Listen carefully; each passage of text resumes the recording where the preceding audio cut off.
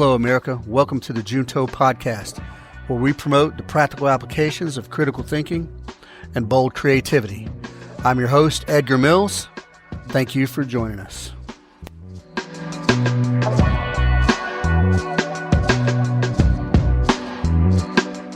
Hello, America. Welcome back to episode 52. I appreciate you guys for sticking with me. All right, so today I want to talk about kind of not off topic, but we're still addressing some leadership stuff.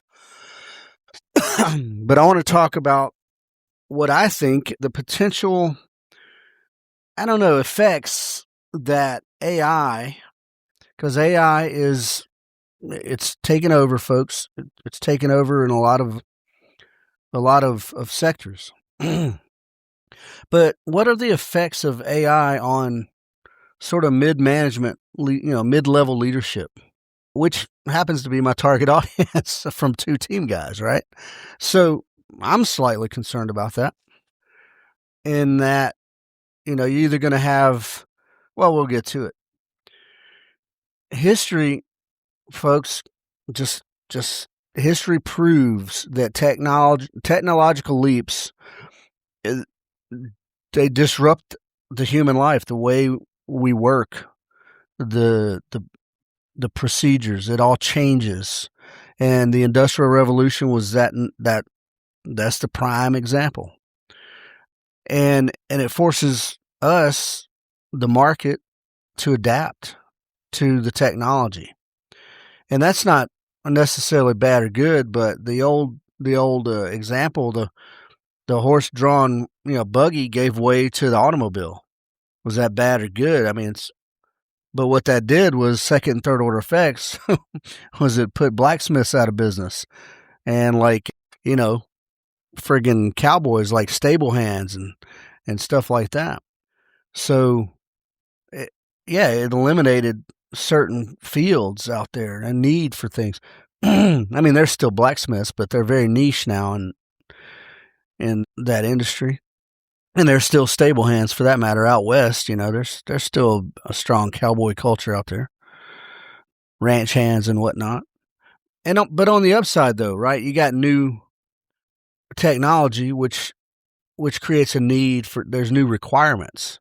So there's new learning opportunities and a new demand for different things. So in the example of the automobile, now we needed automotive engineers. We needed mechanics. And the assembly line came to be from the automobile. And then, in the 60s, but 70s into the 80s, computers, they kind of started. I'm going to tell you a thing. When I was in middle school and junior high, I had to take typing as a class on a typewriter. Yeah. But computers made that stuff, typewriters, but typists, that used to be a thing on a resume, is how many words per minute can you type? That's obsolete. It's obsolete. You don't need to type any. You can dictate and then have it read back, print back. The whole works.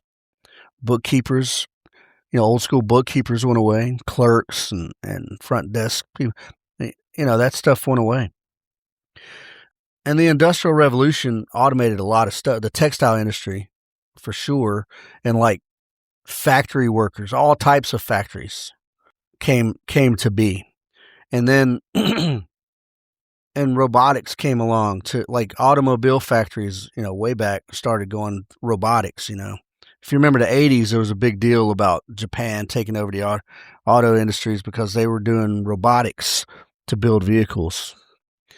And yeah, so all that stuff, there's an upside and downside to it. And AI is doing what the Industrial Revolution did to many industries now. It's things are getting replaced. And every technological advancement that comes along forces leaders, right? Never mind mid-level and ground-level workers. High-level leadership has to evolve. and mid-level, especially, everybody has to evolve to adapt to a market. You can stick to your guns and go down with a ship and then not be employable, I guess. But that's probably not the best way to do it. But however fast the Industrial Revolution moved, because it did move pretty fast, AI is moving exponentially faster, and those shifts are coming fast and furious. And like down to the automating, like thinking, you know what I'm saying? And like coordinating tasks that it normally takes a little team to do, like AI is doing it now at scale. Yeah. And as a leader and as any industry leader, you have to adapt or die. So there's some patterns out there emerging. If you take the time to do a little research, this is what I did. I'm not a computer nerd. I'm not a business guy, but just a little reading the articles I read, the things I'm seeing it and happening. And if you're in some industry that's being highly affected by AI, you're probably seeing it faster than I am, for sure. But the financial industry is a big one. I mean, it's math. AI can do it. Yeah, AI can do it. I read an article. It's that financial managers, the things they do, their jobs and their tasks, up to 84% of their job can be automated through predictive analytics and algorithms, trading, stock trading, even on algorithms and whatnot. So that's a bad omen for financial managers. Retail, is affected to a degree. Manufacturing to a degree. Transportation to a large degree, and we'll talk about it in a minute. And logistics. All those are certainly going to be affected most by modernization, AI modernization. Everything from, and I'll just give you, for example, when I was 18 Bravo, I had to forecast ammo for the coming year. Well, actually, like a couple years out, which is very difficult. And what that did, it made it difficult for me, is I had to forecast ammunition based off of the training calendar. So you had to plan your training calendar out a long way. But the problem with that is that the training calendar constantly changed by no fault of our own as a team. You know what I mean? It was just, battalion and group level leadership, just, always changing priorities on you, always changing priorities. And then your training gets affected.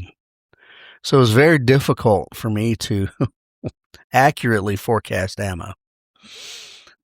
I think AI, providing there are some parameters that are predictable, AI would be able to do that very effectively, no problem. Anyway, that was just a little side.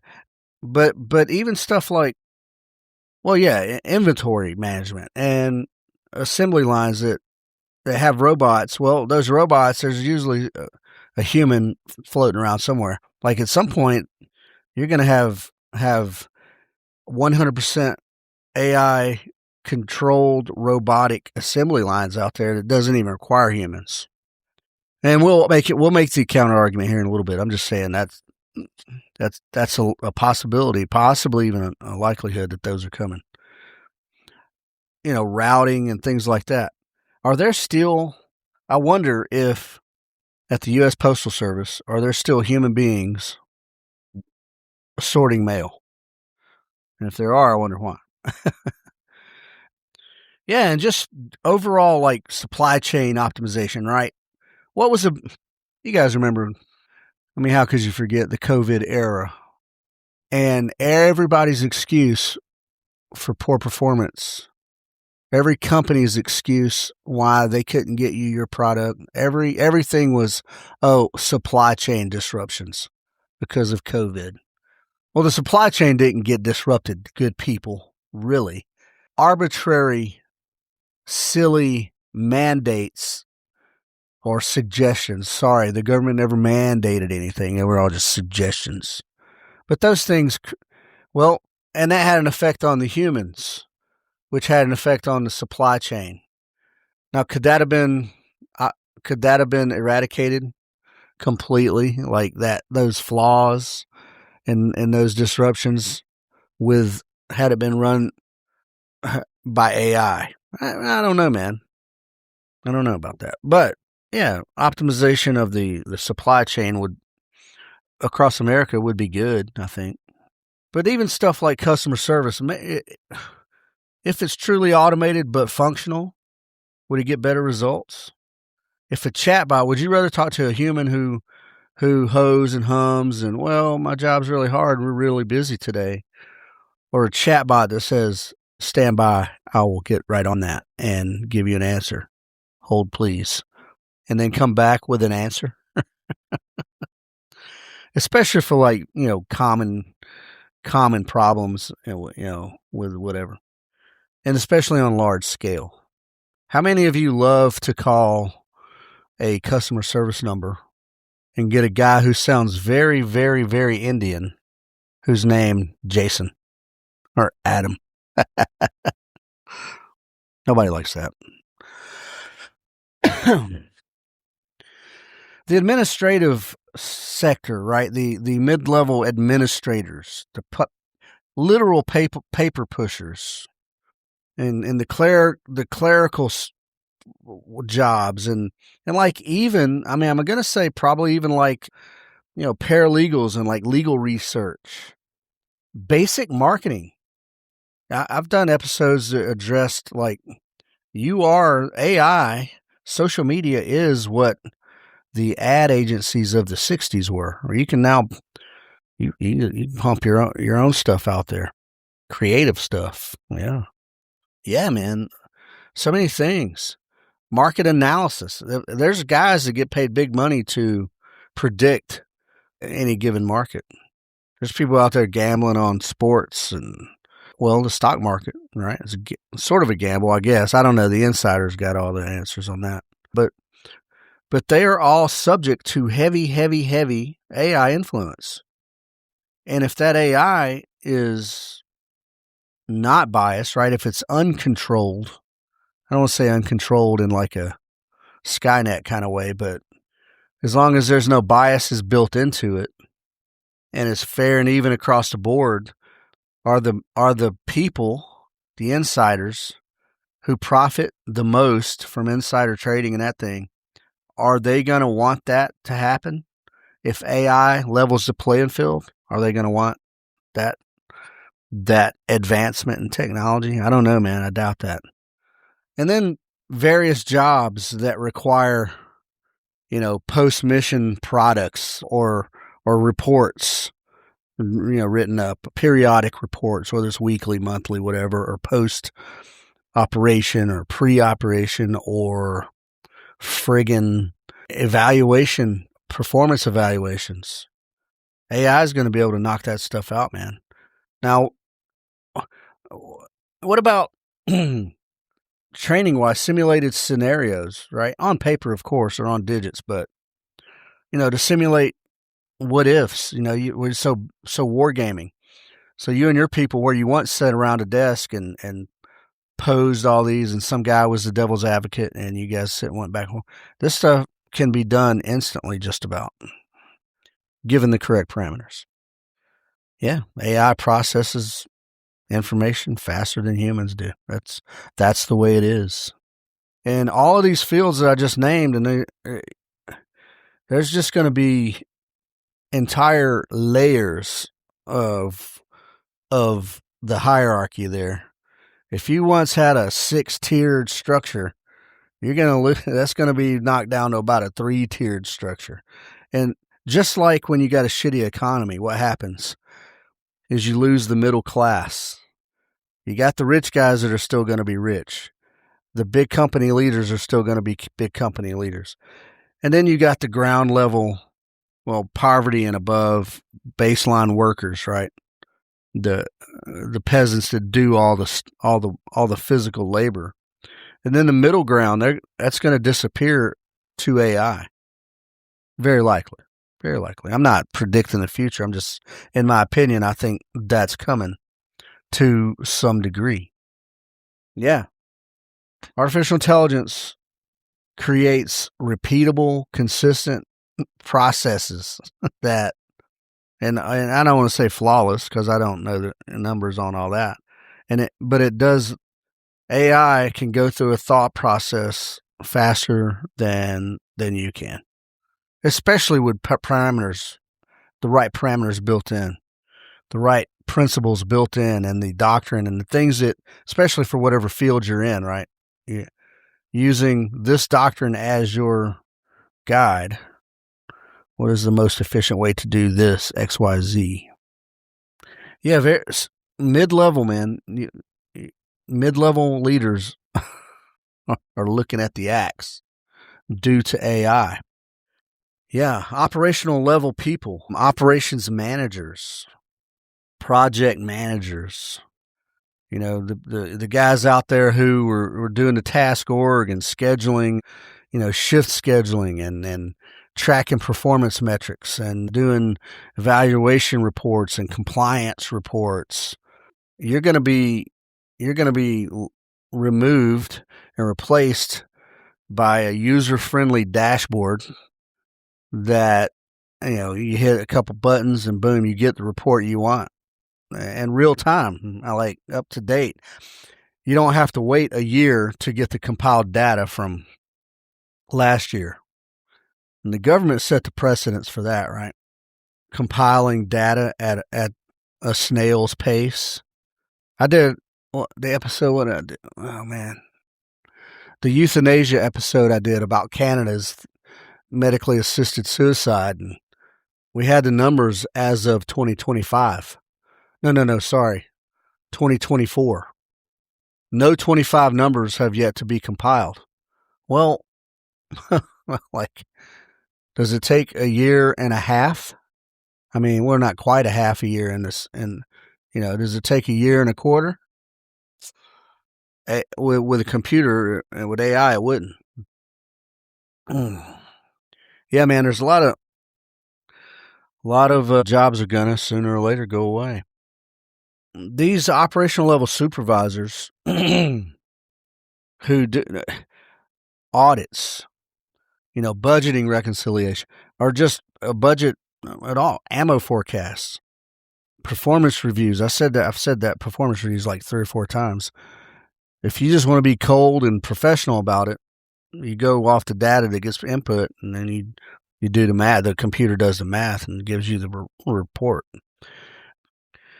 The administrative side of the house, the front office, not the upstairs, right? Those guys ain't going anywhere. It's the front office guys and ladies. They're going to be gone. Entry level, like marketing people, entry level research people, sales coordination managers, right? AI is not going to replace a salesman. You still need a smooth, slick Willie to sell the product.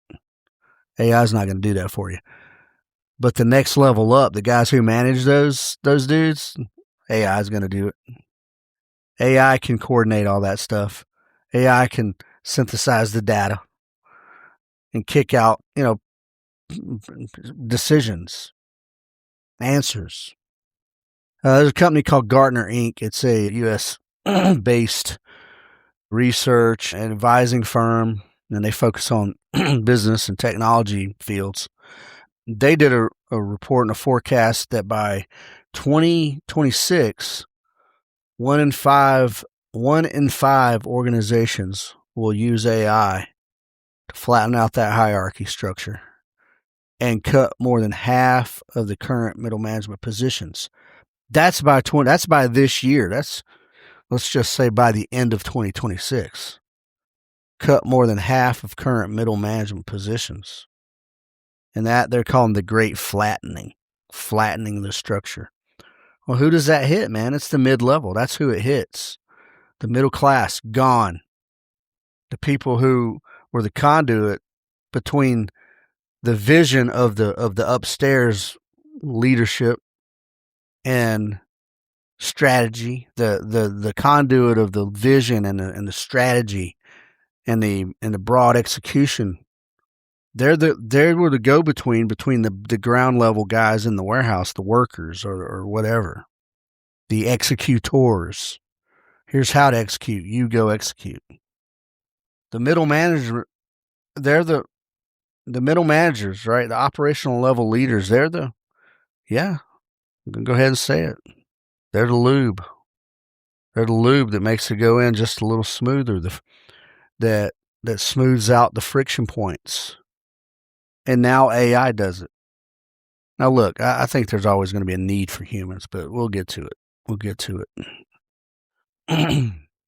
Now, there's certain industries that are AI proof, and they might be able to use it in some way to help make, billing more efficiency or customer service more efficient. I'm sorry, billing more efficient or customer service more efficient. But generally speaking, well, let's look at one that's kind of little column A, little column B. It's heavy in AI, but also heavy in personal touch. The healthcare industry. No matter what the advancements, and in the medical field, there are many.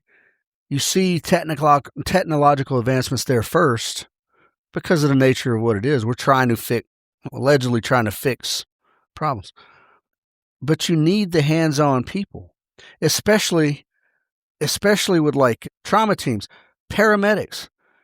If a self-driven ambulance shows up and a robot gets out and starts triaging, and you got 2 or 3 people standing around screaming, like freaked out because their cousin just got shot in the chest. What? Yeah, man. You gotta replace a paramedic with any. Right? That's a human job. Now he may be able to learn his job more efficiently with AI. He may be able to use tools that are driven by AI. Or what about nursing? I'm thinking of a nursing home right now where at 2:00 in the morning when your great grandpa, who, you go see him once a month or something, and he's miserable and he's laying in bed and he shits himself at 2 in the morning. A nurse is who changes that bed. It's not a machine. I bet they wish there was a machine that could do it, but it's not. Nursing there's always going to be the human element. And what about therapy? Yeah, like mental, psychological, emotional therapy. Now, I've seen some things, I've read some things where there's a lot of people who are taking their problems to Chat GPT. And they're getting whatever fucking answers they're getting, but are we still in a phase where are we sure we can trust everything you're getting from that? I don't know. And how does it got staying power? I don't know. Now look, I generally speaking don't trust therapy, just overall. But I got to imagine that that's a very human thing. Now, and I told you guys, I like homie therapy. That's where I'm at. If I'm having issues, I go to a homie. Hey, bro, I got problems. What do you think? I'm not going to type in Chat GPT, hey, bro, I got a problem. Here it is. What do you think? Because I got nothing there. There's no connection. There's nothing there. Just words on a screen. So all those things, therapy even requires the physical presence, the face-to-face, the empathy that you might get from a nurse or a paramedic. The ethical conundrums that arise. There are some ambiguous situations that require, sometimes you may have to do a thing that on paper doesn't look right, but in the moment it's the right thing. That won't jive with artificial intelligence, most likely, especially in life and death situations. What is AI going to do? What is the algorithm going to do with life and death situations? I just don't think you can replicate that kind of thing. So yeah, I think the medical profession is gonna. Now that said, what about all these like medical record, people who manage the medical records? Those folks probably ain't gonna make it. That piece of the field is probably gonna go away, probably sooner or later, if not already. What's some other people who I believe are gonna? Everybody knows, right?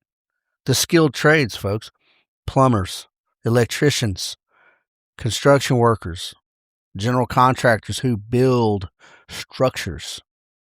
There has to be physical capacity there, along with technical skill on the site, right? On site. A computer, you might be able to AI up some blueprints.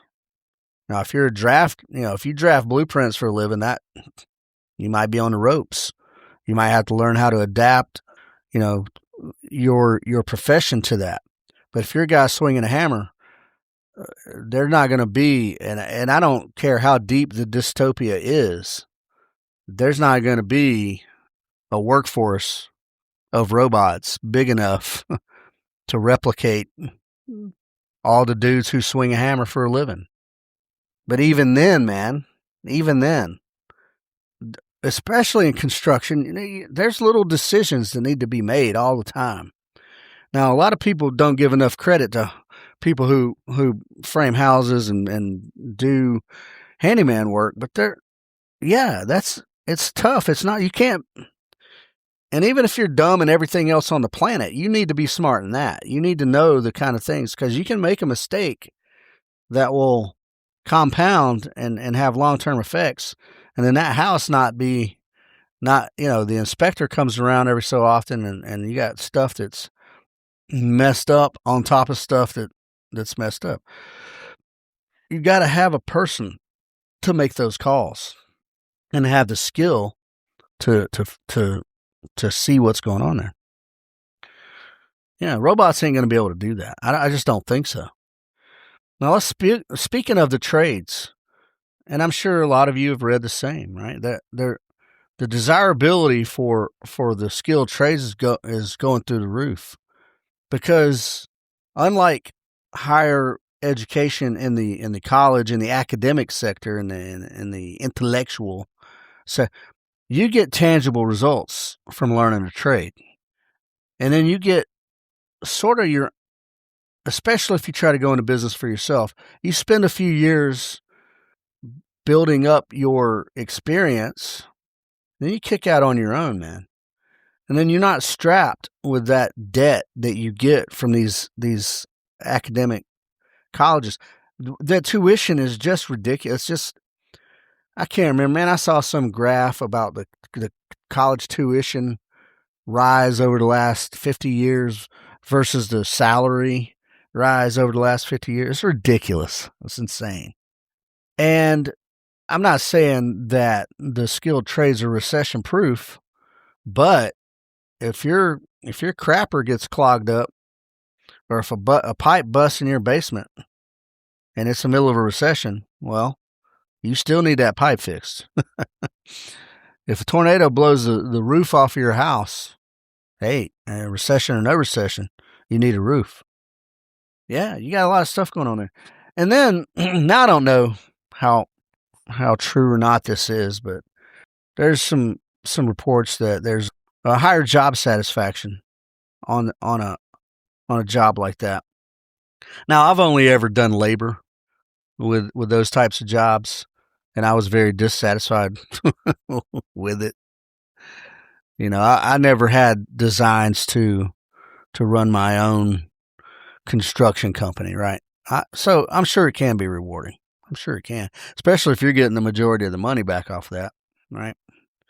But the study I'm citing here says that there's a higher job satisfaction than with desk jobs. Yeah, despite the physicality of it and despite being working out in the weather and stuff like that. Some men are just cut out to work outdoors. That's the way it is. Yeah. So I think and I'm gonna leave it at those. I mean, mechanics. it's hard to say is AI. There's a lot of computer stuff now. A lot of people complain about, modern vehicles where you plug in the sensor, it reads all the stuff, and then most everything that you have to do requires some massive, if one, yeah. So our mechanics starting to lose their domain to computers, and then coming soon AI. I mean, maybe, I don't know about mechanics. But we're going to do a little quick comparison to the trades versus, well, let's look at some median income. So administrative jobs, never mind the field you're in, just, the records keeper, right? That lags behind, right? Median income's 47,000, and median income across America, that's pretty low, and it's lower than most trades for sure. And there is not really not much growth there, right? If you're in that job, unless you're going to school at night, right, to get up to the next level or something, you're pretty much in a negative growth space when you're doing office administrative work. And again, in office administrative, we talked about it. AI is gonna push you out sooner or later. So, and yeah, not everybody's going to want to work in the trades either. There's some people who are not cut out for that. And I know this is odd, but here's another industry I think is nothing's going to become obsolete because of AI. It's just going to be used in a different way. And I'm talking about the military, specifically special operations, but the military in general. Now, first thing that comes to mind when I say AI in the military, to me, it's not drones. It's not, little robot dogs with guns mounted on them. It's the movie War Games from like 1980, 4, 83 or something, where the Whopper, that's the acronym Whopper, and I just can't remember what it stands for. But, the defense contractor who sold the Whopper to Cheyenne Mountain, to NORAD, space, military strategic air command. And it was like, yeah, we got to take people out of the decision-making process, In the very opening scene of the movie, there was a glitch, and all the nuclear guys got, or not all, just one, no, yeah, all the nuclear missile guys who sat in these little offices in these silos, and they had their 2 little keys. You turn the key, you hit the red button. Well, they got a real, what came across as a real order to launch a nuclear missile. And the opening scene, yeah, like the one guy was like, "Turn the key, sir," and the other guy's like, "I'm not gonna kill, 200 million people without confirmation." So, yeah, and then it cuts to, the stuff.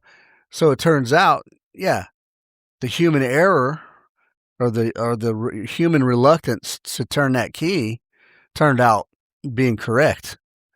So the defense contractor thought that was a problem. That was a flaw. Whopper would have launched those. It was good. You guys should watch it. If you haven't seen War Games, Matthew Broderick, it's very 80s thing to do. I love it. I watch it every so often. But like special operators, literal door kick. When I say literal door kickers, AI is not going to replace that. Now, yeah, bombs, man. Now we can just drone everybody. Yeah, that's true. That's true. We can. And they do. They drone a lot of people. But there's still, in Afghanistan, there have been times when we've been on an objective, my team, and all our assets were reallocated to a higher tier mission going on. And so now we're out there in the wild with our gun trucks and, yeah, good luck. Yeah, drones and AI might take over. You know what I've just recently seen is I think they fielded the first UH-60 Black Hawk pilot optional helicopter. Yeah, so automated full-size utility helicopter. I think that's interesting. I wonder if people are going to fly in it. I wonder if they're going to use it for people transport, or if it's just going to be used for something else. I'm like, I don't know what, delivering munitions, I guess. I don't know. Anyway, military stuff. There's always going to be a need for the good old beloved infantryman. Always. I don't care what anybody says. And then first responders. I talked about those a little while ago. Yeah, a cop shows up to a sort of a ambiguous dispatch call, and there's kids crying and some dude bleeding and some lady smoking a cigarette, raising hell. What's AI gonna do? Go shut down mode? Crisis response teams. Now, when I say crisis response, I mean like hurricane relief. We saw what happened in North Carolina, folks, and they're still recovering from that. Still, the government shit the bed, and that's it, and that's all. No automation would have fixed any of that. And the fact of the matter, I believe, is that there's going to be certain educational roles.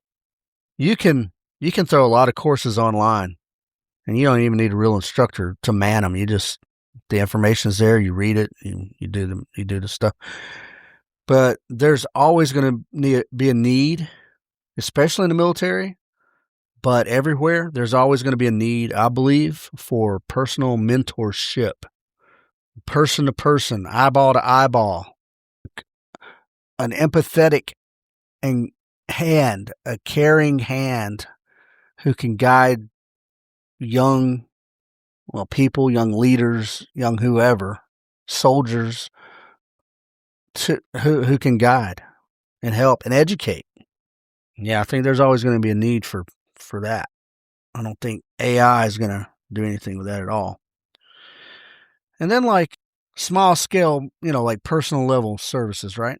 I got a friend, Chris Wiley. Well, Chris and Dave, Chris Wiley, Dave Howard. They started Oz Pizza about 30 years ago, and they started in Decatur, but now there's 2 shops down in Fairburn, one in East Point, one in Fairburn. And, they've weathered the changes. They continue to persist 30 years, and they put a very personal touch on the restaurant, a very human touch. There's no way, Pizza Hut might be able to automate making pizza, I guess, but it's still it's a pizza joint. That's what it is. There's no space for AI there.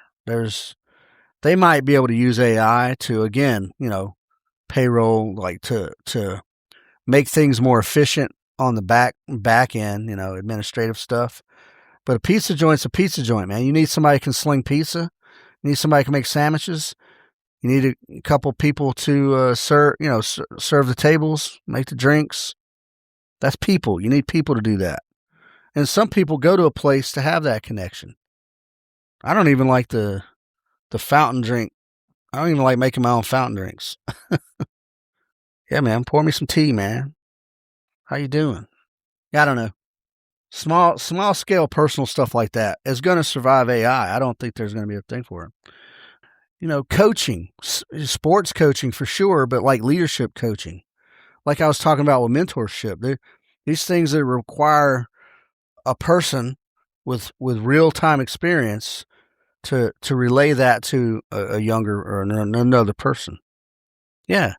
And in those fields, right, coaching, anything that thrives on genuine relationships. If you respect your coach, man, you will soak it in and you will become one of the best. And it relies on empathy and trust. You can't get a genuine relationship, empathy, or trust from anything, any digital thing, period. And then let's turn the obvious, right? Who wants to go get a massage from a machine? Not this guy. Not this guy. All right.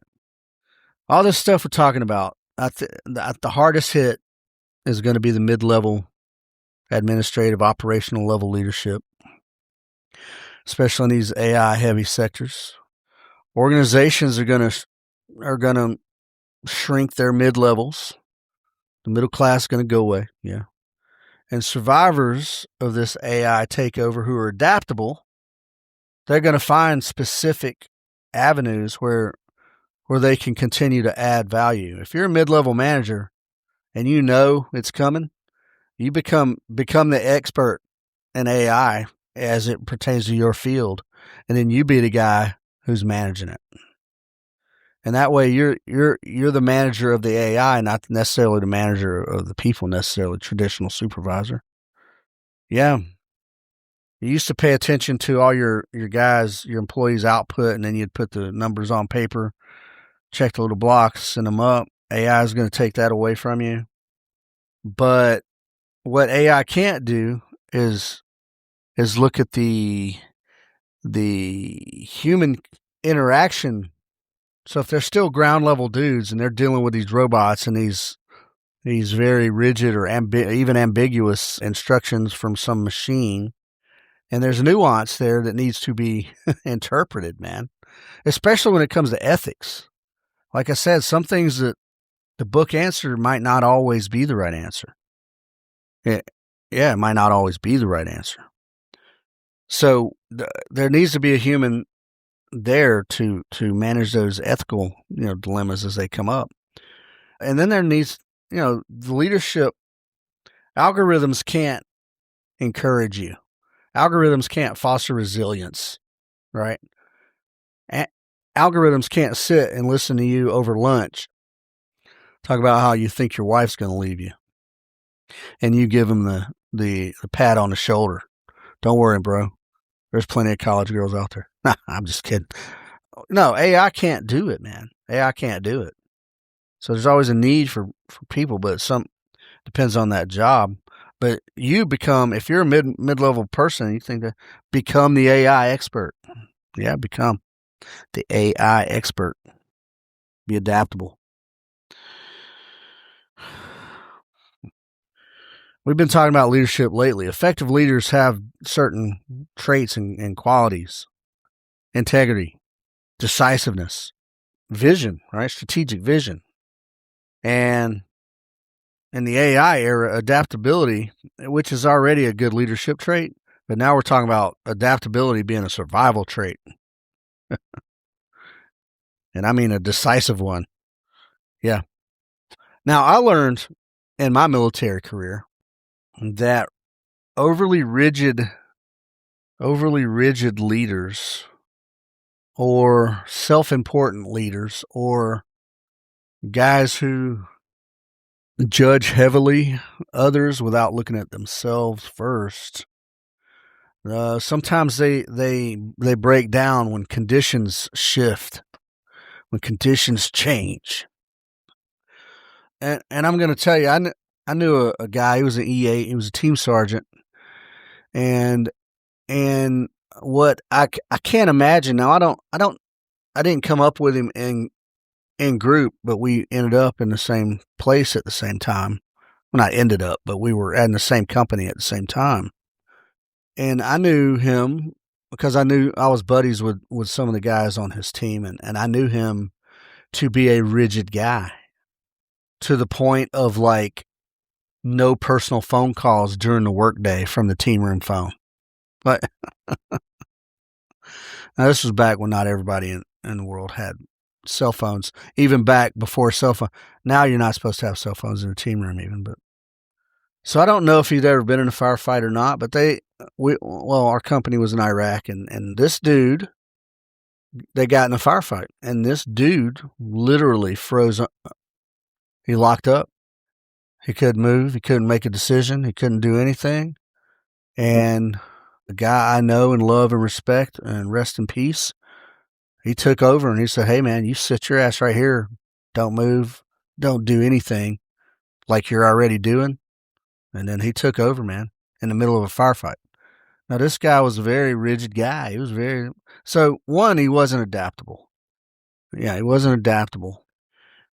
And two, I don't think he was a very good leader.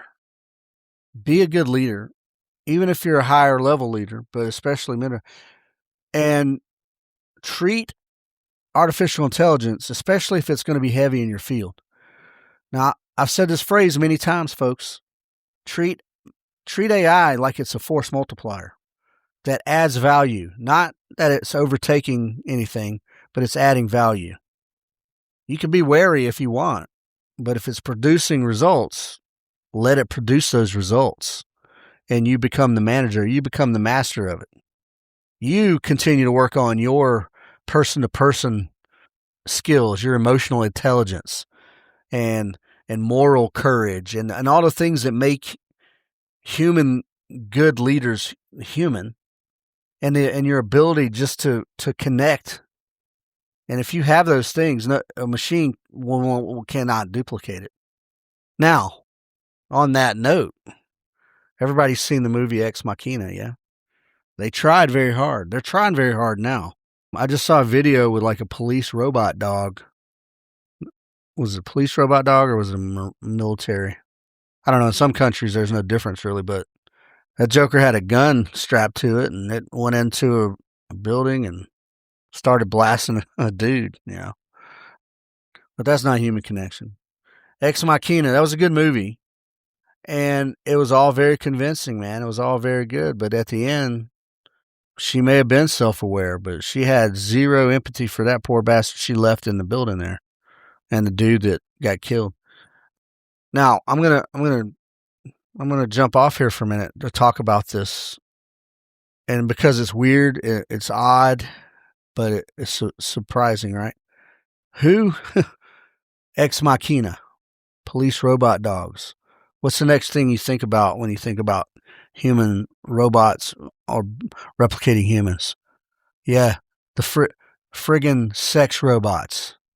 They're out. Look, folks, they're out there now, and they're pretty high speed now, and they got full, reactive, body sensors on them, and they can converse with you.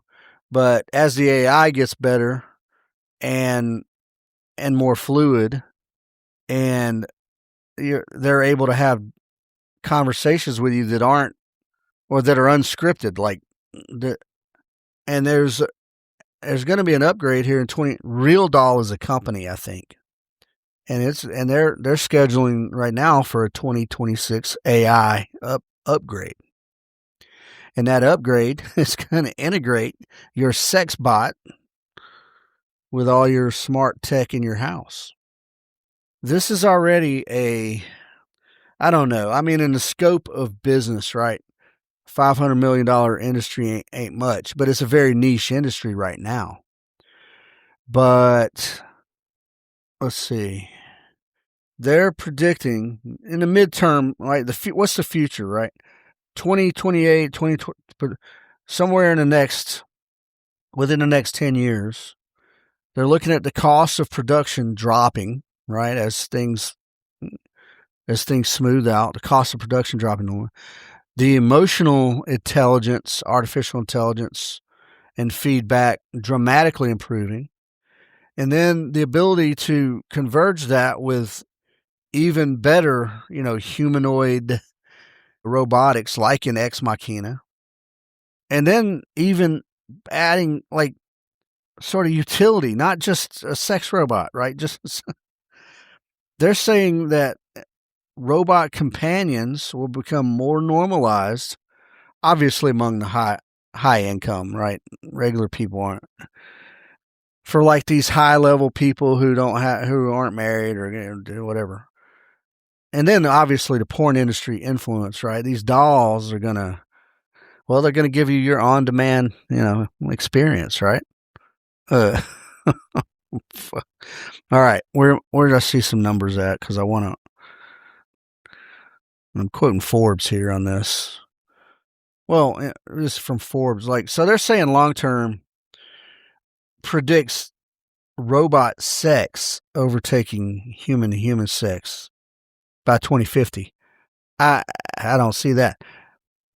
VR, virtual reality sex toys becoming just widespread within the next, few years.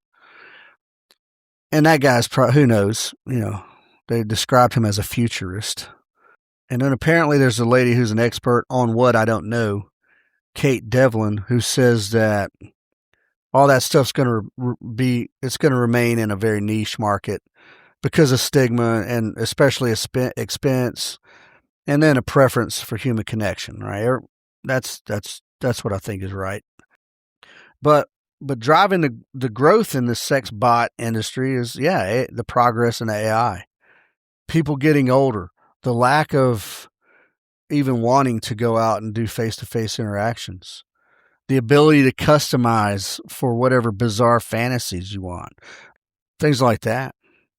And then there's already been, this ain't future, folks, this has already happened. There's been pushback and talk about regulation based on someone suggested and they produced these dolls that look like underage children. And they're like, hey, look, if you've got an unhealthy attraction to children, use the sex doll. Well, I don't think that's the right answer at all, but that's a concern anyway to be addressed for sure. And then coming along with that is privacy issues, right? Your sex bot, whatever data center is storing her information gets hacked. Now all your weird stuff is out there for everybody. There's all kind of things. And then the addiction. There's all kind of stuff, right? Just surrounding the AI and sex bot stuff. I wish I could. I thought I wrote this number down. I thought I wrote a number down, but I didn't. But they're predicting within the next 10 years that the AI sex bot industry is going to be a $1.5 billion industry. Yeah, well, so in that particular zone, right, that one niche market, but still it's there. The trajectory is it's going up, and it's the same innovation that's fueling the robot that goes in and shoots people. Yeah, it's the same technology. So yeah, man, like that's just a weird. I got off on a rabbit hole in that, and I was like, God, what? That's crazy. But then you look at movies like Blade Runner, whatever the one with Ryan Gosling. Do you want to? What's her name? De Armas. Is her name Anna De Armas? Do you want her hanging around your house? Some people do. But ultimately there's not the human touch there. And all these things are going to have some flavor of their creators, whatever in there, right? Like it's not a human. It lacks soul. It lacks real and true soul. And much like I don't think, there's going to be people that have sex with sex robots, but much like I don't think the sex robots are going to really catch on as far as mass appeal, I think person-to-person leadership is still going to be highly desired over I think AI ultimately is going to replace the mundane tasks, the math, and compiling and analyzing data, the mundane. I think there's still going to be a desire and need for person-to-person leadership. Yeah, hostage rescue, direct action missions where you have to. There's ambiguous shit going on. You have to decipher and you have to do things. The medical trauma responses, things like that. Because people in these roles, and that's mid-level stuff, right? Dude kicking a door, you might be a team sergeant, maybe, or if you're a CAG dude, you might be a sergeant major, but of your troop, you know what I mean? You going in the room and killing people, that's mid-level, low-level stuff, really, as far as the grand scope of the leadership tier goes. But there's always going to be a need for that. You have to be able to read a person's expressions and their demeanor. Can AI read demeanor? You're going to have a sense of these sort of the morale of your people. Can AI pick that up with no words being spoken whatsoever? When you walk into a team room in the morning or whatever, and there's some dudes hanging around, there's a vibe, and you have to be able to read that. There's always going to need to be a human being to make ethically conflicted calls on the ground that preserves life. Yeah. So AI is going to give us the data, right? The logistics. But AI will not, it'll never be able to earn your trust and loyalty. Only a leader who's present and deserving and solid, who's earned your trust, can do that. And it's the trust that's built between two humans that compels teams to execute under unknown conditions or potentially deadly conditions. It's that trust that calms, sort of a panicked, board or corporate team during a massive market fluctuation where everybody thinks they're going to lose their job and go into financial ruin. That trust in your leader helps mitigate that stuff. I think there's going to be a sort of an AI fatigue. I think that's already here, especially with all the sort of on the artistic side of things. There's people who are digital creators and artists. They already have the AI fatigue. But technology advances fast and relentless, folks. It's always will. But human leadership, who present in the moment, adaptable, who leads by example, will be an irreplaceable asset that will underwrite any company's, success. That's what I think, folks. Those are my thoughts. Those are my uneducated thoughts on AI. All right. Hey, thanks for listening. Please give me your feedback. Please follow all the things. OspreyShootingSolutions.com. A lot of stuff. I've got things on the calendar out through June of this year so far. Please follow twoteamguys.com or go check out twoteamguys.com. My last episode was basically a sales pitch for Two Team Guys. Please, if you can, throw some change at the Help a Homie Fund, which is givesendgo.com/help a homie fund. That helps me help people out in the wild who I see that are in need. Maybe with a meal, maybe with diapers, maybe with some sneakers, things like that. So it's a charitable organization. Well, I'm creating it to become an organization. So please, if you can do. And then continue to listen to the Junto podcast, folks. Give me your feedback. Send me topics. Send me counter arguments. Send me guests. Yeah, send me guests. I'd love to have some guests on. I've had a few. It's not a regular thing. But yeah, if there's some compelling topics to talk about, let's do it. Other than that, reach out to me at Edgar Mills at OspreyShootingSolutions.com for any other questions or comments. All right. I appreciate you guys and I love you guys. Take care.